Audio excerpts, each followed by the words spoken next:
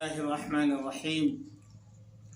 پیارے محترم بزرگوں، دوستوں، ماہ مبارک جو رمضان المبارک کا یہ مقدس مہینہ ہے، اس کی ہر گھڑی ہر ساعت رحمتوں سے بھری ہوئی ہے، اور اس کا ایک ایک لمحہ جو ہے اللہ تعالیٰ کی طرف سے ہمارے لیے ایک بہت بڑی نعمت کی شکل میں ہے۔ ہم جتنی اس کی قدر کریں کم ہے، اور صبح سے شام تک ایک ایک لمحہ جو ہے ہمیں ایک انعام کے طور پر اس ماہ مبارک میں دیا گیا ہے۔ لیکن اللہ کے رسول صلی اللہ تعالیٰ علیہ وسلم ایک پیاری حدیث میں ارشاد فرماتے ہیں، الترغیب والترہیب کی حدیث پاک، اور حدیث نمبر 7 ہے۔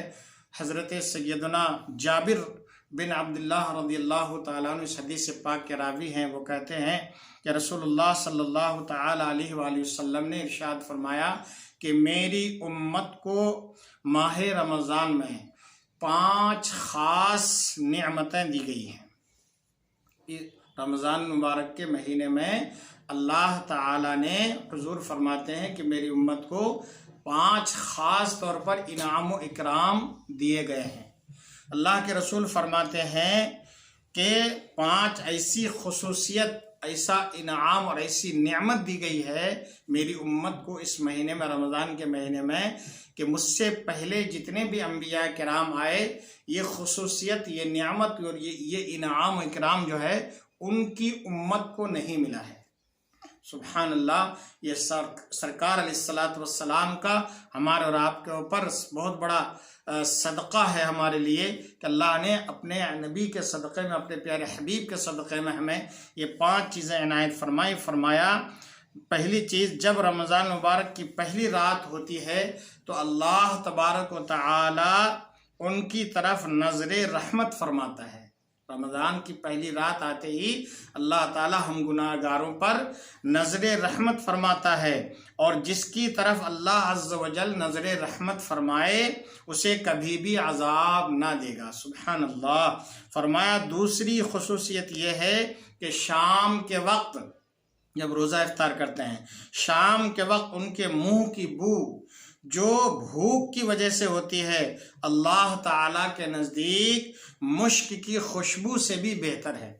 بظاہر ہم جب بھوکے رہتے ہیں، معدے خالی ہوتے ہیں، تو ایک عجیب سی بو آتی ہے منہ میں، ہمیں یا ہو سکتا ہے کسی کو اس سے ایک نفرت سی محسوس ہوتی ہو، گھن محسوس ہوتی ہو، لیکن روزہ دار کے منہ کی بو خدا کے نزدیک اس قدر پسندیدہ ہے کہ اللہ تعالیٰ کے ہاں مشک سے بھی زیادہ اس کی پسندیدہ خوشبو ہے۔ اور تیسری بات بتاتے ہیں اللہ کے رسول صلی اللہ تعالیٰ علیہ وسلم کہ تیسری خصوصیت یہ ہے کہ فرشتے ہر رات اور دن ان کے لیے مغفرت کی دعائیں کرتے رہتے ہیں۔ سبحان اللہ۔